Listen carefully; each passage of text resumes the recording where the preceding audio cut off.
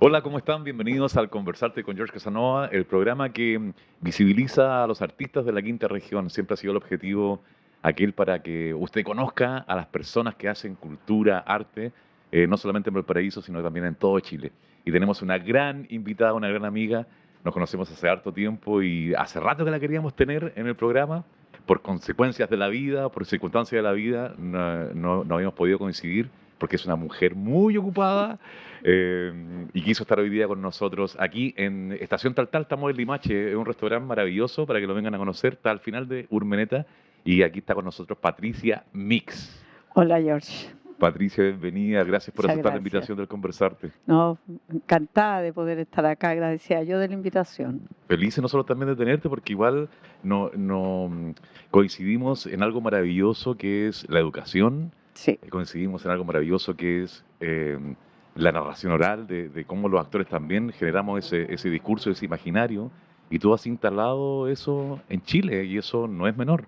Háblanos un poquito de esta profesora que parte de ser artista, de dónde nace esto, dónde nace la narración oral.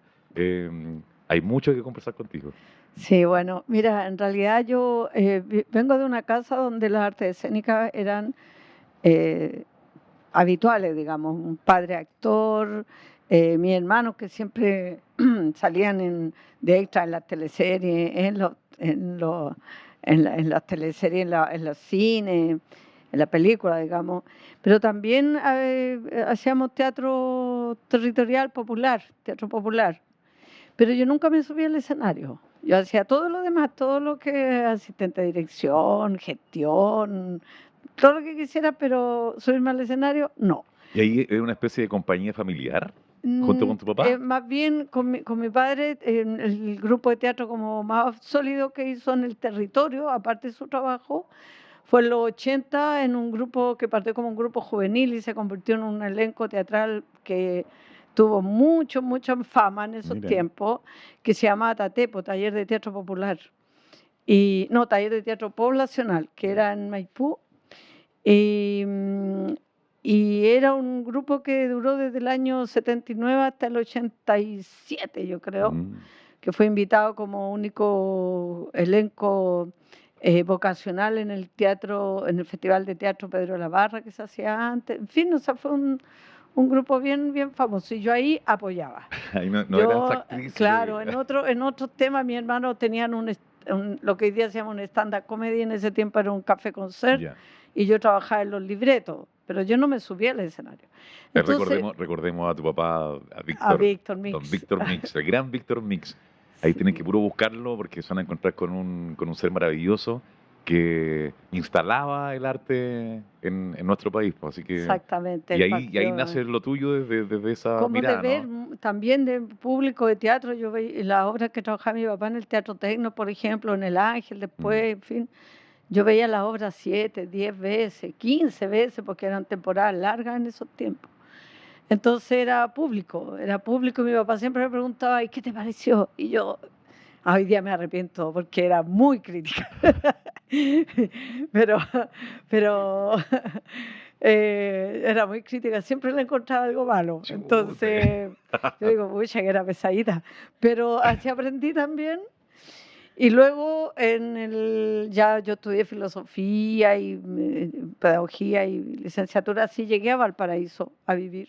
¿Y trabajaste como profesora Y un trabajé rato? como Ya. profesora un tiempo y de la misma profesión me fue derivando a la educación popular. Y me fui metiendo y me sentí mucho más cómoda ahí. De ahí empecé a trabajar en temas más territoriales. Siempre, eso sí, relacionada con el arte y con la salud mental también, la salud social. En fin. Y a la narración oral llegó de una manera muy casual, porque en el año 93, en abril del 93, no sé si tú te acuerdas, George, pero post dictadura, el primer festival internacional de teatro que se hace en Chile, LITI, Sí, sí, sí. que con la UNESCO, Y en Municipal de ese, Viña estaba ahí instalando, llevaban seminarios, nosotros íbamos como estudiantes, eh, fuimos varias veces para allá, y con el el ETI. ITI fue en Santiago y se extendió a Sí. varias regiones. Sí. Y en el ITI, entre las compañías que vino, eh, coincidió, ¿no es cierto?, por un lado que llegó Rubén Martínez, que es un actor que venía con una compañía, si no me equivoco, venezolana, él es venezolano. Y por otro lado, bajo el hilo de Ariadna, que era un teatro de los sentidos, el primer elenco que vino con Teatro de los Sentidos a Chile. Y ahí venía Alecos, Daniel Hernández y otros que hacían además de teatro narración oral. Bueno, y coinciden con Rubén Martínez, que además Rubén Martínez da un taller de narración oral en el ITI, y luego ese grupo, todo esto fue en abril, y un grupo de ellos continuó dando funciones de cuentos por aquí, por allá. Daniel Hernández se queda en Chile y el grupo que tomó el taller con Rubén Martínez empieza a dar funciones en distintos lados, hasta que en octubre, en un café, en un pub en Santiago, en el barrio Bellavista, La Casa en el Aire se llama, que el dueño era un retornado exiliado de Colombia, y un chileno, digamos, que había vivido en Colombia, y él abre el espacio a la narración oral. Y ahí empieza el primer espacio de narración oral en Chile, que parte en octubre del año Y ahí 93. tú, ¿cómo participabas de ese como taller? Yo llegué de público. Ni siquiera entraste al No, taller. yo no estuve en el Ah, taller. Yo llegué de público, pero cuando llegué, porque una amiga me contó que eso estaba ocurriendo, ella fue a la primera función, yo fui a la tercera, era los miércoles a las 10 de la noche, se re que te llenaba eso. Y cuando yo llego me encuentro que hay varios amigos míos de distintos momentos de la vida, tres que estaban en el grupo. Entonces ellos me conocían y me dicen, tú deberías tenés que contar, venir, Pati, tú pues. deberías contar. Y yo, ya, pero ahora no. La próxima vez que venga, cuento, dije yo. Y la próxima vez que fui, que fue la semana siguiente, conté un cuento mío y me fue muy bien y me gustó. Y ahí por primera vez sentí placer en el escenario, me sentí bien, me sentí conectada, sentí que era lo que quería hacer y nunca más paré. El Hasta ahora. 93. Sí, El 93. sí. Por eso cumplo 31 años de narradora en octubre de este año.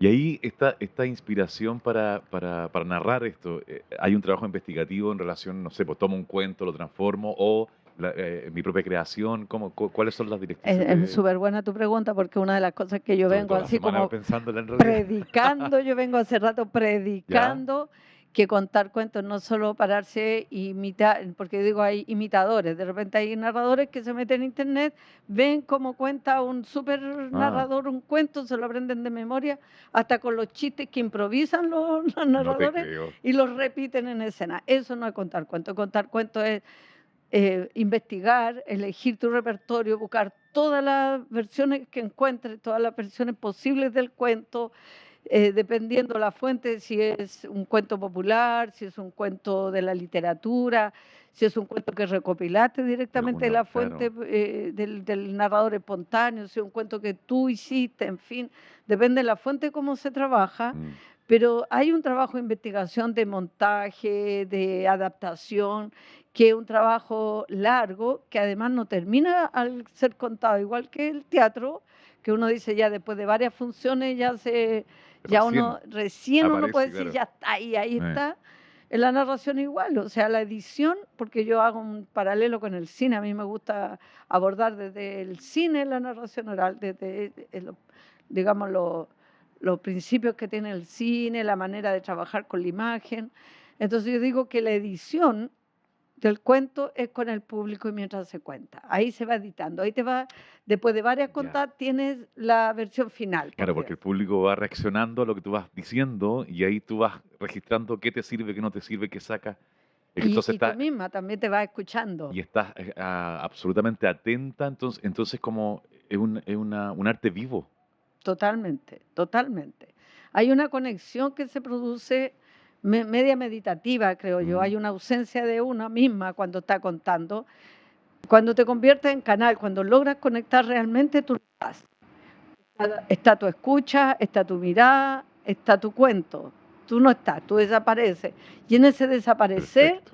y en ese hacerse canal, se va como afinando el cuento. El cuento te está contando los también. Por ejemplo, yo cuento un cuento que recopiló Ramanujan, que es un estudioso, un investigador de la India, y él cuenta respecto de este cuento que es la historia de un cocodrilo y un mono, que en unas excavaciones que hicieron en unos sectores de la India donde proviene este cuento, se encontraron una pieza antiquísima, imagínate, miles de años, donde representa un cocodrilo con un mono sentado arriba, que es la imagen principal del cuento.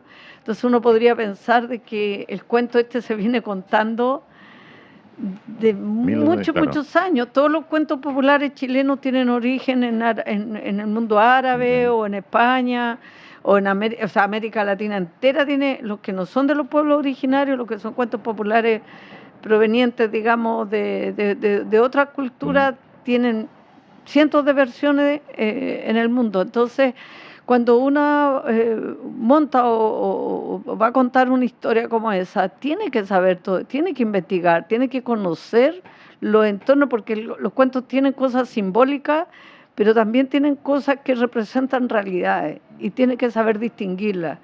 Tiene que entender el cuento que está contando, y lo que no entienda lo va a entender si se pone a disposición. Por eso digo que los cuentos también te van contando el secreto, ¿no? Como las artes uno no entiende toda la primera mirada. O sea, si uno ve una película 10 veces, probablemente va a entender y va a comprender y va a ver cosas que las primeras veces no vio. Eso mismo ocurre, porque también es imagen, ¿no? Uno ve también ahí cosas que están... Yo tengo como una máxima, ¿no? Cuando doy mis talleres de narración oral, una de las cosas para mí importantes es como... Yo digo que uno no cuenta todo lo que ve, pero ve todo lo que cuenta. Y ahí cuando tú me hablas que te paran en el escenario y aparece una imagen muy bonita que es como un desdoblamiento, es como que no existe Patricia Mix o la narradora en este caso, y aparece solo la palabra para entenderlo, para que el espectador vea imágenes con lo que vas contando. Entonces ya tu imagen desaparece, sino que el cuento el que destaca.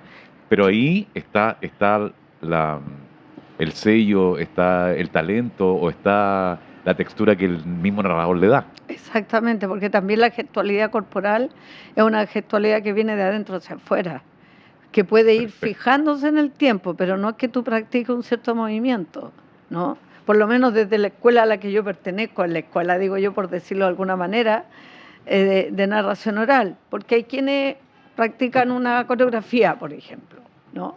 Que cuando dicen una cosa hacen un movimiento determinado, otro, pero en general cuando uno cuenta mucho un cuento, el cuento se va manifestando también en la gestualidad, en tu cuerpo. ¿Y ahí cómo te vas nutriendo, cómo voy creciendo como yo narradora? En este caso veo, me junto, busco, porque es un trabajo sumamente íntimo en la creación, ¿no? Claro, hay un trabajo, yo no he trabajado nunca con dirección, una vez creo para un espectáculo que era con Daniel, que éramos los dos juntos, que nos dirigió Carolina Rueda en un trabajo que yo había hecho de recopilación previa antes del montaje. Pero en general trabajo sin dirección, es algo que debo hacer, debo incorporarla, es uno de los desafíos que tengo, pero es un trabajo bastante solitario en esa parte, en la preparación y todo. Pero en las redes de narradores que hay en el mundo, en Iberoamérica por lo menos, porque yo cuento en español y mi circuito es iberoamericano, he visto muchos narradores, conversamos mucho con los narradores, nos ponemos, reflexionamos mucho respecto de los oficios, tenemos con mucha gente, sobre todo narradoras de Iberoamérica, tenemos una confianza y un cariño que nos permite tener una crítica, una mirada externa crítica respecto de tu trabajo, que hace bien también, y parte del trabajo. O sea, es sumamente importante salir. Yo salgo 3, 4 veces en el año a festivales o a giras, porque son lugares donde nos encontramos con otros, otras, donde compartimos, donde intercambiamos, donde uno dice, oye, me encantó tu cuento, y te habla, no sé, y a veces uno dice, te lo regalo, y uno incorpora un cuento nuevo al repertorio. Claro, después tienes que hacer todo el trabajo de investigación, de buscar tu propia manera de contar, en fin. Pero ocurre también eso de intercambiar material. Sí. ¿Y ahí qué pasa con, no sé, pues los chilenos hablamos re mal, encuentro yo, porque te vayas a Latinoamérica, te vayas a Iberoamérica, se genera ahí hay también un estudio en relación a la voz, por ejemplo, que se entienda bien lo que voy a decir, porque cada palabra es importante dentro del cuento, digamos. Y nosotros como idiosincrasia chilena no hablamos muy bien, pues. Sí, mira, normalmente en los cuentos a mí me gusta conservar algunas palabras que no son de uso habitual eh, y que genera para mí una imagen más precisa, y si alguien no conoce el concepto, lo investiga, lo pregunta, lo busca. Eso por una parte. Y por otra parte, cuando hay dichos que son muy nacionales y que tú vas a contar, normalmente yo llego y voy a contar un cuento y estoy pensando en el repertorio que voy a hacer una función, le digo, oye, ¿cómo se dice acá el bandejón central de una avenida, por ejemplo? ¿No? Y me dicen, se llama de tal manera, ya. Entonces yo cambio algunos conceptos de modo tal que se comprenda y no se intervenga la imagen. Una amiga mía decía en broma, la Carolina precisamente, que a ella le gustaba en México porque muchas veces los cuentos tenían muchos conceptos de los idiomas propios de las naciones que viven en México. Entonces decía algo así como que había un tlaclin, un planclin, que estaban, ¿no? ¿Cómo está? Entonces decía, me cuesta porque aunque me lo definan después yo ya no lo imaginé. Entonces, claro, hay que ser cuidadoso con los conceptos más identitarios, por un lado. Y yo creo que cuando uno ya está contando, se cuida también de la dicción, claro, se cuida, hay que cuidarse de lo claro. En las funciones, la naturalidad no tiene por qué convertirse en un maldecir, digamos. Todo el rato. ¿Y lo has pensado en un cuento que sea absolutamente chileno y no cambiarlo y llevarlo a Latinoamérica? Y que no lo entiendan, pero que lo entiendan.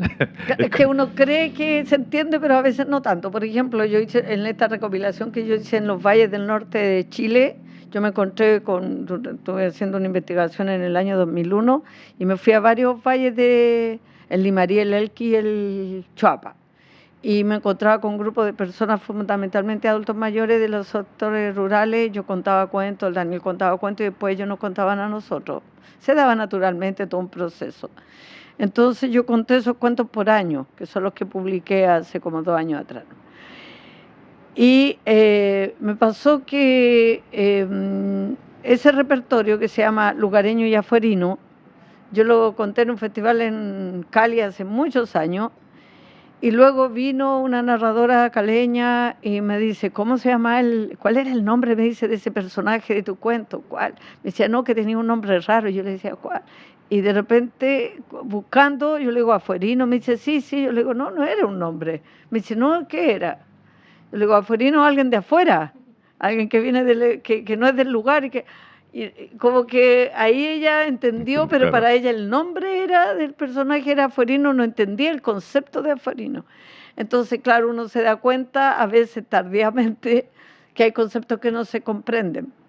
Hay modismo, pasan cosas raras. Por ejemplo, en Islas Canarias, una vez contando para colegio, qué sé yo, de repente yo toda la vida había contado cuentos de reyes, cuentos tradicionales de reyes, de princesas.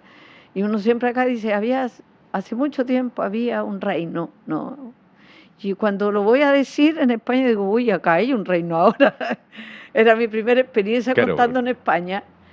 Y cambia inmediatamente el contexto porque ya lo simbólico de los reyes que tenemos nosotros se desdibuja un poquitito en otros contextos. Y la geografía también, pues lo más probable, claro, el sol, la cordillera, te habla de un lugar específico que es Chile, que es mar, cerro. Sí.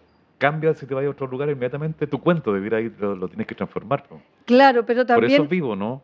Claro, a veces opta por transformar, a veces por ilustrar un poquito, a veces por explicar.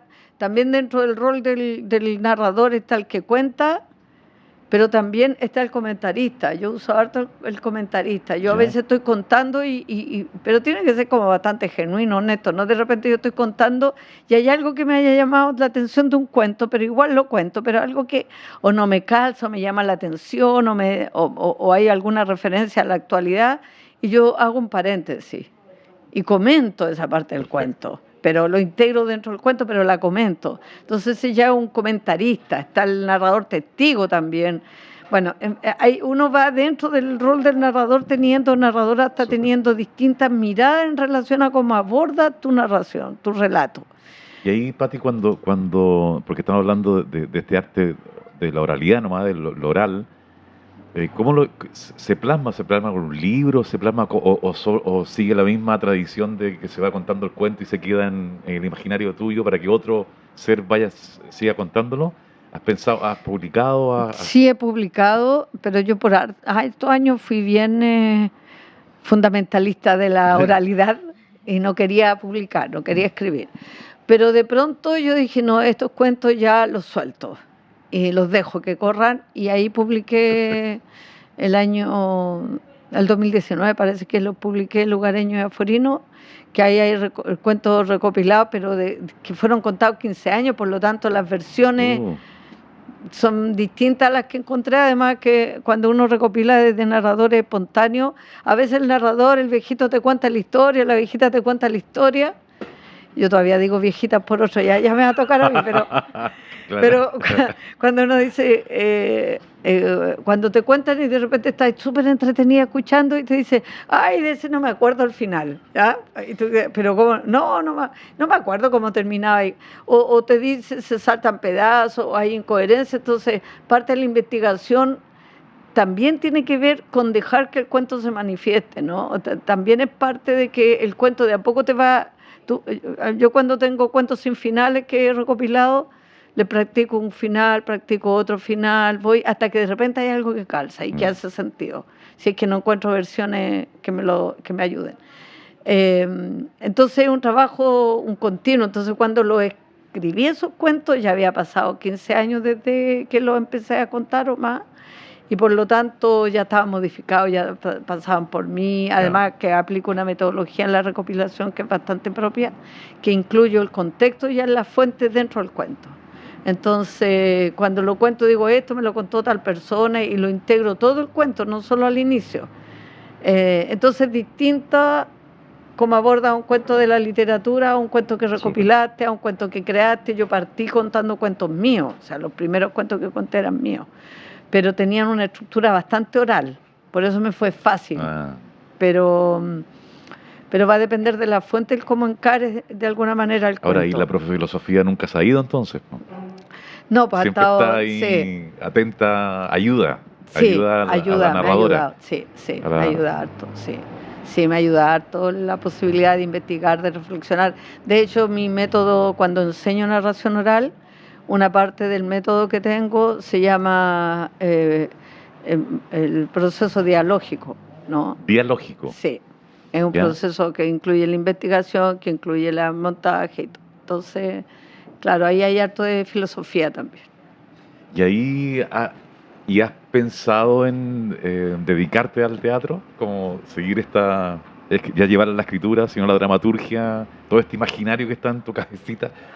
Tuve una experiencia dramatúrgica seria, digamos, que me encantó, que fue la obra Vino por la Causa, que nos fue súper bien. La Gabriela Fernández Chang la dirigió, una actriz peruana y directora.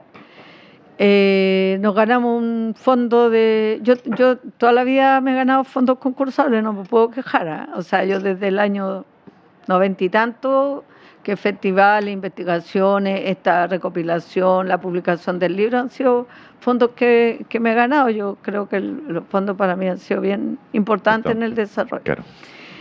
Y en este caso nos ganamos un fondo de producción y montaje, de creación y producción de artes escénicas, con la obra Vino por la Causa. Y a mí Gabriela me hizo un pedido, ella vio, porque aparte de este libro que te menciono, yo he publicado, me han publicado en varios, en Colombia, en Argentina, pero yo publiqué antes de estos 2 pequeños libros, que el proyecto no era el libro, el proyecto era el proceso. O sea, Perfecto. podría no haber habido libro, pero hubo como parte del proceso. Y en uno de esos, que era de migrante, había 2 cuentos que a Gabriela le gustaron, que son muy breves, son cuentos muy breves. Entonces, a partir de esos 2 cuentos, Gabriela me dijo que le habían encantado eso, que por qué no escribía una obra de teatro del tema de migración. Ella es peruana, es migrante, Sí. qué sé yo.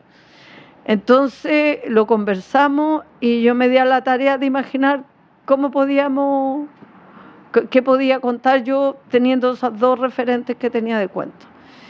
Y le hice una propuesta y con esa propuesta postulamos un fondo y lo ganamos. Así que tuvimos un año, yo estuve un año escribiendo mientras simultáneamente se iba montando la obra. ensayaba. Entonces íbamos probando la escena, iba por capítulos. Y ahí se ganaron ese proyecto. Entonces nos ganamos el proyecto Ya. y montamos la obra, que la estrenamos en el Día del Migrante en el Parque Cultural de Valparaíso, en el teatro, Ya. el 2019, no, el 2020, principio del 2020, final del 2019. Y nos fue súper bien. O sea, a nosotros nos paró el viaje, La pandemia. Qué que terrible. seguimos igual vendiendo la obra, pero la dábamos Claro. online. Pero veníamos así súper bien. Y para mí fue una tremenda experiencia y me encantó. La dramaturgia me encantó. Yo creo que voy a volver a hacer dramaturgia. Mira. ¿Y cómo está la oralidad en Chile? Así como, ¿cómo la ves tú? Es un movimiento que va creciendo, que se detiene un rato, como hay gente Es muy raro, interesada. es muy raro, porque cuando yo te diría que cobrábamos más cuando partimos que lo que se cobra ahora, para darte una referencia.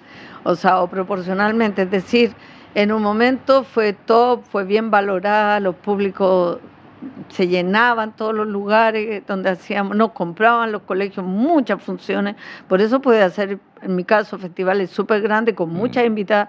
Llegué a hacer un festival que se llamó En América la Mujer Cuenta, que tenía 16 invitadas internacionales y lo financiábamos bien con funciones, con fondos, pero fundamentalmente de autogestión. Claro, porque hay que decir que no solo está la profesora, no está la artista, sino que está la gestora también. Pues También, sí, también es parte fundamental. soy productora Claro. y gestora también. Claro. Entonces, en ese tiempo éramos poquitos, nos conocíamos y que sí, teníamos más o menos una línea similar y había mucho público y todo. Pero después se masificó y yo creo que ocurre con todo el arte, que cuando se masifica demasiado, se diversifican los cultores, hay de todo. Y hubo un momento también de baja que ahora se está recuperando, digamos, pero con muchos más narradores, y se está recuperando los espacios perdidos también. Yo diría que estamos en un buen momento, que se está consolidando. También hay un reconocimiento institucional como arte Del escénica. arte, claro. Ya Eso no existía antes. No, pues no siento yo que, existía. claro. Se ha ido poco a poco instalando. El año pasado se dio por primera vez el premio de arte escénica, el premio nacional, dentro de todas las artes escénicas, narrador oral, que va a ser, se supone que un año por medio, porque el mismo premio para títere y narración oral. Entonces, Perfecto. el acuerdo se supone que no Carlos está Genovese escrito. se lo ganó, ¿no? Claro, Sí, claro. sí, me acuerdo. Que sea un año cada uno. Que sea Ya. un año un titiritero, otro año un narrador oral. Oye, Pati, ¿y qué hay, qué depara el futuro para esta artista narradora, dramaturga, gestora? Viene bonito, encuentro. ¿Sí? Yo estoy en este minuto instalando, yo creo que el próximo mes ya está oficialmente, estoy instalando una editorial, se llama Equilibro, y Equilibro también va a ser un espacio que estoy pronto a inaugurar también, con actividades chiquito, ¿no? Pues salita de bolsillo para talleres, y junto con eso escritura, siempre estoy escribiendo algo, y gira. O sea, tengo harto, me gusta mucho viajar, tengo mucha fortuna en que soy invitada a varios lugares. Vengo llegando ahora de Ecuador, nunca había estado en Ecuador, fue bellísimo, un mes entero casi. Así que tengo algunos viajes en carpeta durante este año, porque además tuve 2 años que estuve dedicada a la función pública, Sí, en ministerio, que tuve, mis límites eran la región, y conté cuento igual, pero conté cuando iba a encontrarme con estudiantes en ciencia media, en diálogos que teníamos de derechos humanos, qué sé yo, aprovechaba de contar un cuento y eso. No perder ahí claro, qué bonito. pero o en gobierno en terreno. Pero prácticamente 2 años que estuve sin contar así, dedicándome a eso. Entonces estoy aquí recuperando el aliento. El tiempo. Ya vos, Pati, darte las gracias por haber venido al Conversarte. Para nosotros es un orgullo tenerte aquí, eres parte importante de la cultura en Chile, y por eso Conversarte siempre invita a las personas tan especiales como tú. Espero que te vaya bello, que nos encontremos en el camino del teatro, yo que soy actor. Así que lo más probable es que hablemos por ahí para que hagamos un proyecto juntos de dramaturgia. Fantástico, me parece. Estupendo.